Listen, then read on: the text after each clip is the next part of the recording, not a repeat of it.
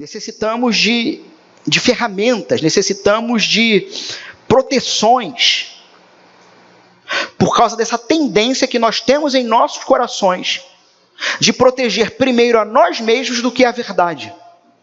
Então precisamos criar, me vem à mente gatilhos aqui, mas não é gatilhos, proteções, amparo, não era o que eu estava pensando, mas resolve.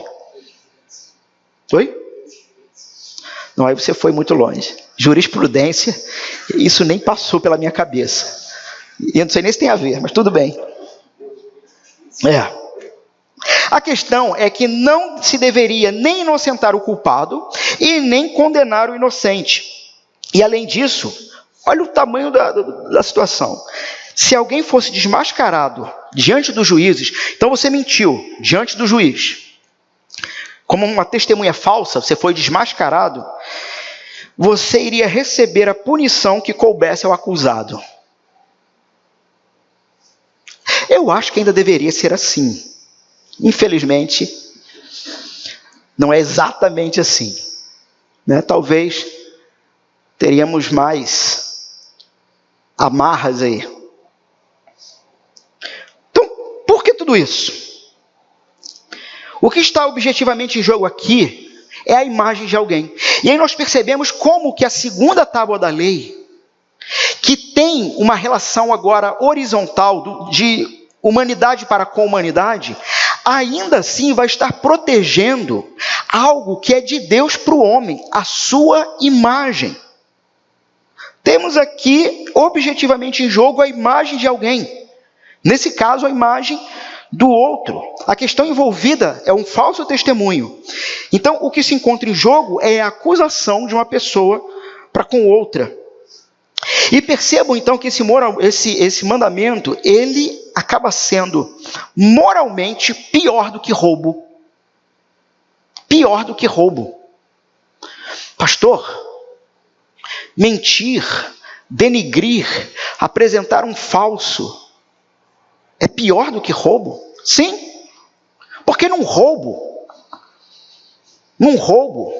o sujeito que foi lesado ainda tem a chance de, com investigações, com procuras, ser ressarcido.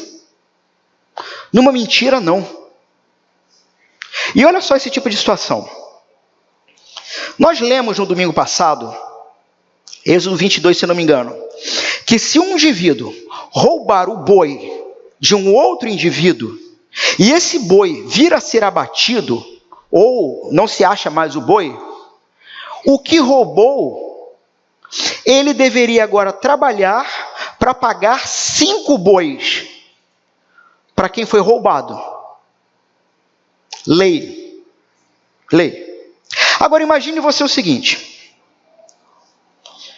Imagine que o seu vizinho te acusa de roubar 3 bois dele. Ele te acusa de roubar 3 bois dele. Vai no tribunal para isso. E suborna e paga 2 testemunhas para confirmar. O camarada vai ter que pagar 15 bois. Entenderam a gravidade da quebra do mandamento? O que está em jogo aqui? Se torna então mais perverso. O furto pode ser investigado, agora o testemunho falso é muito mais difícil. Então, meus irmãos, de uma forma restrita, ele está falando sobre não mentir num tribunal. Disso se trata um mandamento. Trata-se então de uma violência extrema que arriscava a vida de terceiros no tribunal. Trata-se de algo que pode causar um impacto sobre vida e morte. Agora, e de uma forma mais ampla, do que se trata esse mandamento? De forma mais ampla, ele vai lidar com a mentira, de maneira geral. E o testemunho aqui, em relação à mentira, também está incluído as nossas ações. Ou seja, o mandamento ele abrange não somente não mentirmos, como também abrange uma vida de retidão e de coerência com o que você está afirmando que crê. Afinal de contas, no que você crê? E por que você crê? O mandamento ele vai ter relação com o seguinte: você, de fato, vive ponto a ponto a partir do que crê?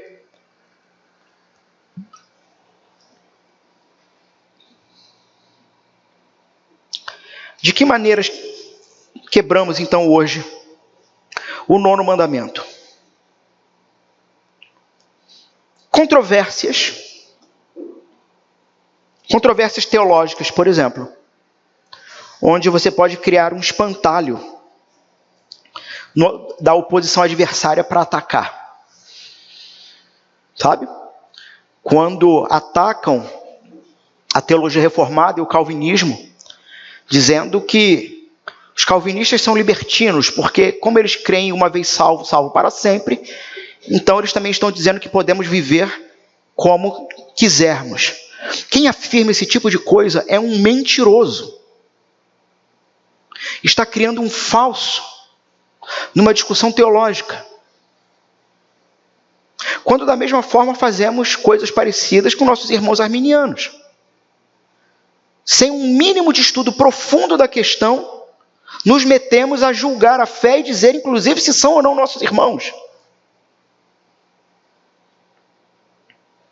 As famosas fake news, notícias falsas, informações manipuladas.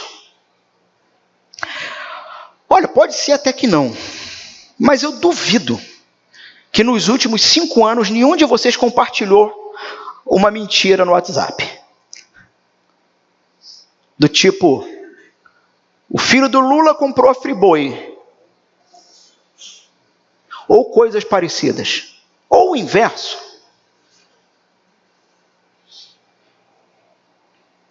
Perfis falsos na internet. Falsos ensinos, propagandas falsas. Promessas falsas. Esse mandamento, então, ele apresenta 2 contextos. Um civil e um espiritual. Contexto civil, nós já vimos, mentiras no tribunal. Me lembro de uma funcionária na época que tínhamos farmácia ainda, pelo menos eu tinha. A moça trabalhou lá 12 dias.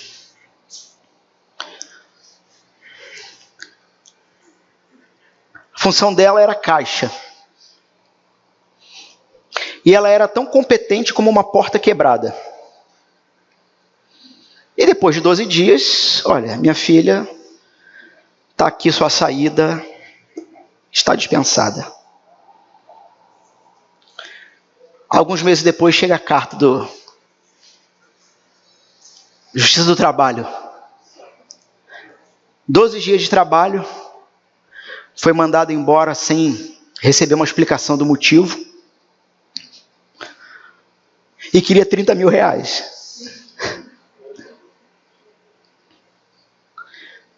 Deu pena dela a forma como o juiz a tratou. Ou seja, é o falso testemunho. Me lembro de uma outra situação em que uma pessoa queria que eu fosse testemunha dela, num caso contra uma determinada drogaria. E eu falei para ele, cara, presta atenção.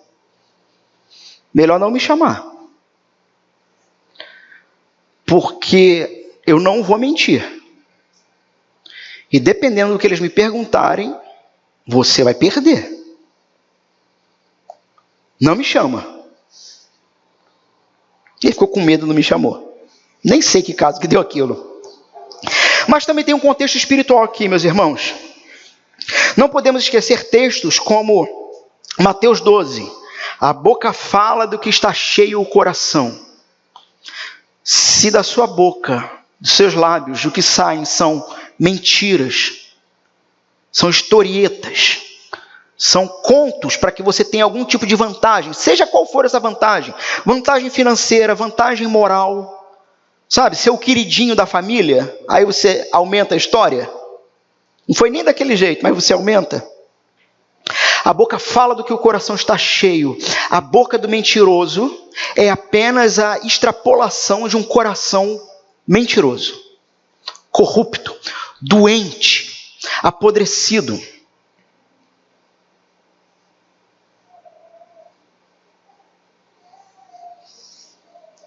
Mas nós podemos também levar esse tipo de quebra de mandamento para um nível mais interpessoal. Por exemplo, você pode usar uma calúnia direta para obter algum tipo de benefício. E é exatamente o que nós vimos no texto da terceira carta de João. Uma história, uma calúnia, com o objetivo de ter vantagens, de ter benefícios. Nós vimos lá no texto de 3 João, o tal do Diótrefes, ele queria ter a primazia, ele queria comandar a igreja,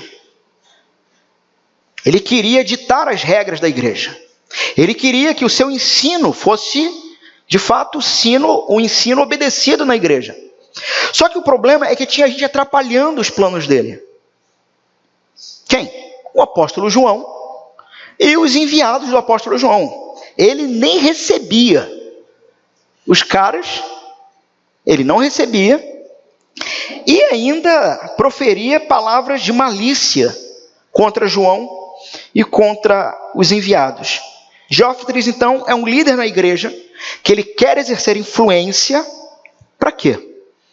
Para ganhar poder, e usa para isso palavras maliciosas para manipular toda a situação. Qual o objetivo dele? Colocar a igreja contra o apóstolo João e assim rejeitar a influência do apóstolo João. Irmãos, nós podemos cair nisso aqui também. Tanto num nível igreja, assim como aconteceu aqui com o apóstolo João, né, onde para que um tome o cargo do outro, inventa-se, cria-se sutilmente um falso testemunho. Graças a Deus, até este momento, não tivemos esse caso. Mas não se enganem. Isso não pode acontecer, isso vai acontecer. Em algum momento. O ponto é que quando isso chegar na mesa administrativa, te prepara. Se prepara. Mas enquanto, graças a Deus, nós não temos essa prática, vamos nos preparando, nos vacinando para aprender a lidar com esse tipo de coisa. Onde você tem que chamar o seu irmão e face a face confrontar. Perceba o que João vai dizer lá, depois leia o texto todo. Ele vai dizer que, olha só,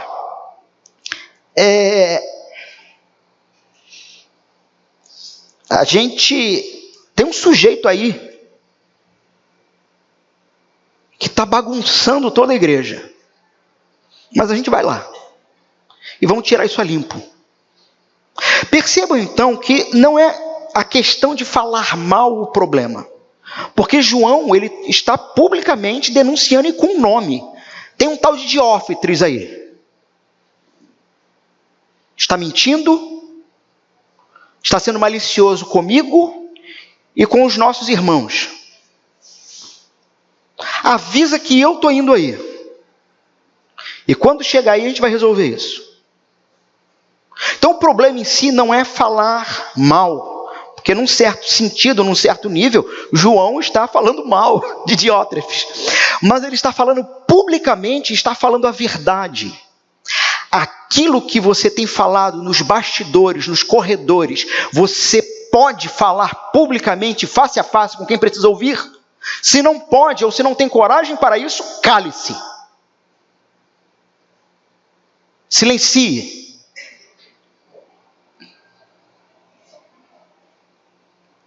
Mas você também pode falar mal de um sujeito, por exemplo, que é até um bom funcionário,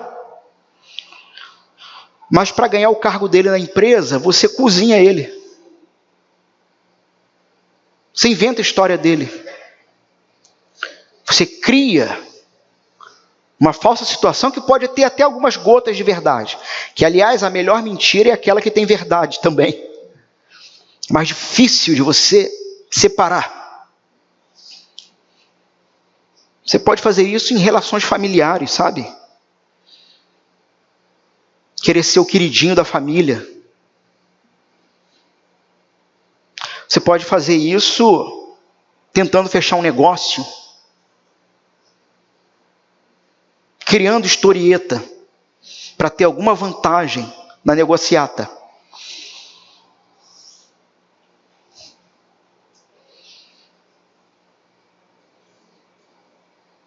O 9º mandamento, então, ele vai promover verdade. Ele quer proteger a reputação e a integridade do seu próximo, assim como a justiça.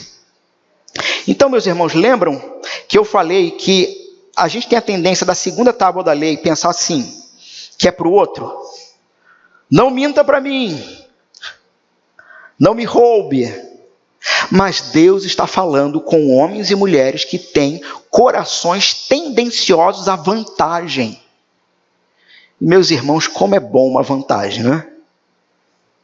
Ou é só eu que me sinto bem? Quando me percebo tendo vantagem. Então, o mandamento não é não mintam para mim. O mandamento é eu mesmo. Ou o mandamento não é não mintam para você. Deixa eu jogar aqui para a segunda pessoa. O mandamento é você não faça fofoquinha do seu irmão. É disso que o mandamento está falando. Não é somente não minta para ele, é não minta sobre ele. Relações autênticas só são possíveis se houver verdade pública. E para haver verdade pública tem que haver confiança pública. Então o Senhor aqui está formando um povo que tem como objetivo ser uma nação, um reino de sacerdotes, uma nação santa, em que ele precisa ser visto por todos ao redor, todos os de fora da igreja, como um povo altamente confiável. Um povo que não precisa ficar, jurando. Um povo que quando diz sim, é sim. Quando diz não, é não. Algumas aplicações. Um autor chamado Albert Moller, ele vai dizer o seguinte: o povo de Deus é um povo da verdade. Devemos honrar e dizer a verdade, defender e discernir a verdade, amar a Bíblia como palavra de Deus, que é a verdade, sem qualquer mistura de erro, e representar a verdade. Devemos nos apegar à verdade, mesmo se o mundo inteiro não acreditar nela, ou odiá-la, ou subvertê-la. Somos o povo da verdade, por uma única e simples razão: o nosso Deus é verdadeiro. Carregamos o nome de um Deus que não mente. Houve uma pesquisa, eu ia botar em slide para vocês, mas acabei não tendo tempo. Mas foi americano isso. Tem alguns anos já deve ter pelo menos uns 10 anos isso. Um adolescente cristão, se eu não me engano, ele queria provar um ponto, alguma coisa assim, fez uma pesquisa, fez um estudo de caso, vamos dizer assim. Ele preparou biscoitos em casa, biscoitos caseiros, né? O famoso cookie. Só que em uma fornada ele colocou sal. E na outra fornada ele colocou açúcar nos biscoitos. E ele chamou os seus amiguinhos de escola, então, para comerem os biscoitos. E haviam 2 câmeras. Uma, enquanto eles comiam o biscoito, e eles provavam, e ele dizia, olha só, esse aqui foi minha avó que fez, o do açúcar. E esse aqui fui eu que fiz, o com sal. E os amiguinhos, cada um entrava e pegava um de cada. E ele perguntava, e aí, gostou do meu biscoito?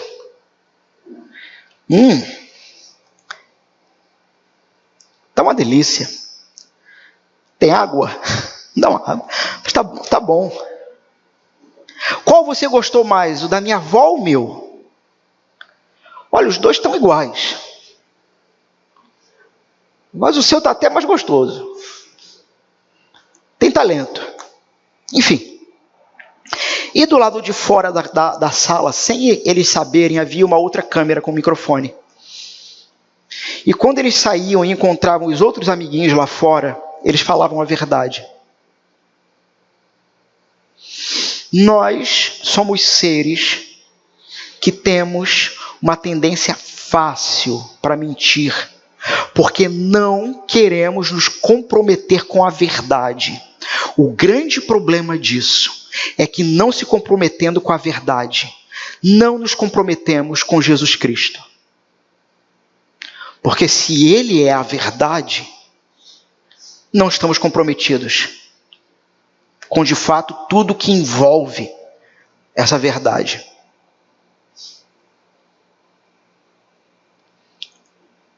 Algumas aplicações práticas, então. Irmãos, evitem, ou não façam mesmo, coisas do tipo falar qualquer coisa para aparentemente resolver a situação. Eu já comentei com alguns aqui que de todos os 10 mandamentos, o que eu mais odeio é mentira. Por quê? Porque eu acredito. E porque eu vou conduzir toda a minha agenda e toda a minha vida a partir do que você está me falando. Inclusive, é dessa forma que eu trabalho com vocês aqui. É sim ou não? E eu não tenho problema nenhum de receber não.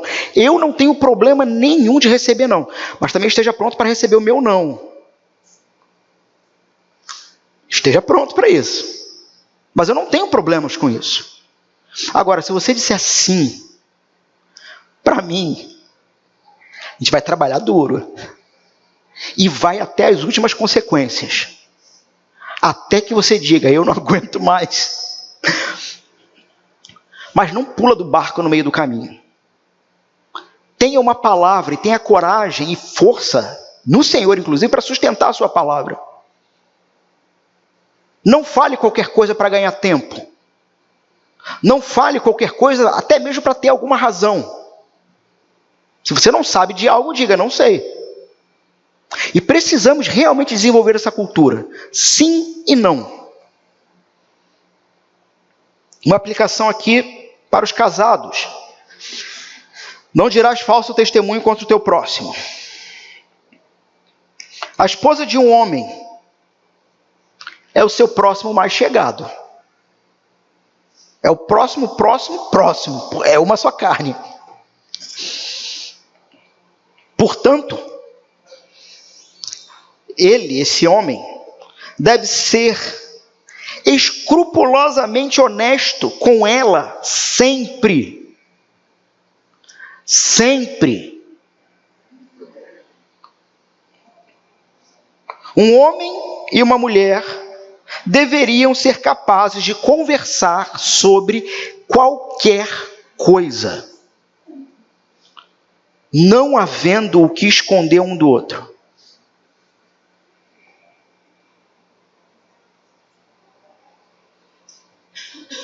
Mais uma aplicação. Meus irmãos, vocês conseguem perceber a facilidade que nós temos de falar de quem não conhecemos direito sobre o que mal sabemos? É uma facilidade de não termos compromisso com a verdade. Então, evite fofoca. Não sejam caluniadores. Os que atacam a reputação do outro, que caluniam, que difamam. Nós vemos em Levítico 19 que falar mal do próximo equivale a atentar contra a vida dele. E seremos julgados por cada palavra nossa. Mateus 12. Não esquecendo de que difamação é uma marca decrescente, uma postura do diabo. E Deus odeia a testemunha falsa e a que causa discórdia. É o que vemos em Provérbios 6.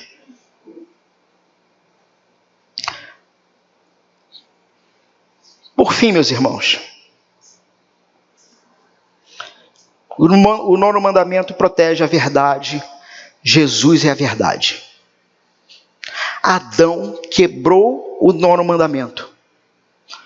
Ele se tornou parecido com o pai da mentira ao falhar em falar a verdade sobre Deus e defender a bondade de Deus quando ele foi questionado. Adão deveria ter rebatido a calúnia da serpente, mas ele permitiu que a mentira fosse propagada quando ele deixou que Eva comesse do fruto proibido. Porque a mentira, então, traz morte. Mas Cristo guardou o 9º mandamento. Ele sempre falou a verdade. João 8. E ele sempre falou a verdade porque ele falou somente as palavras que o Pai tinha dado para ele. João 12. Ele defendeu a verdade até o fim, porque ele é a verdade. Ele não maquiou a verdade. Mateus 23. Ele não sonegou a verdade.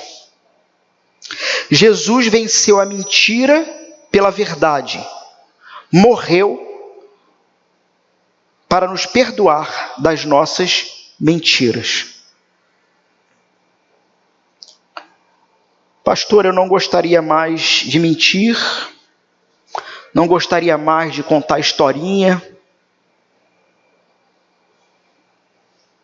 Não vou lembrar agora quem foi o autor da frase, me parece que foi um puritano, não lembro.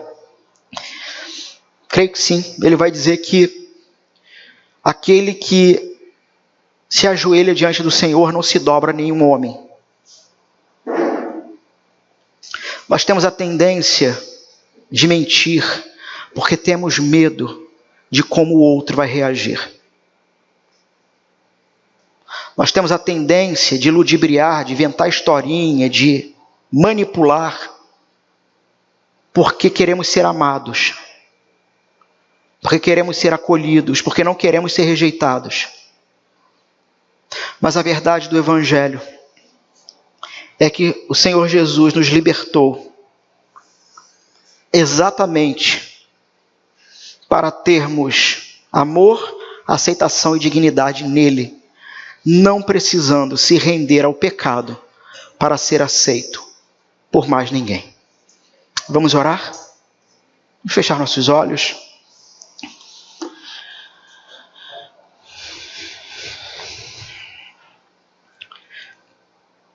Deus Santo, nós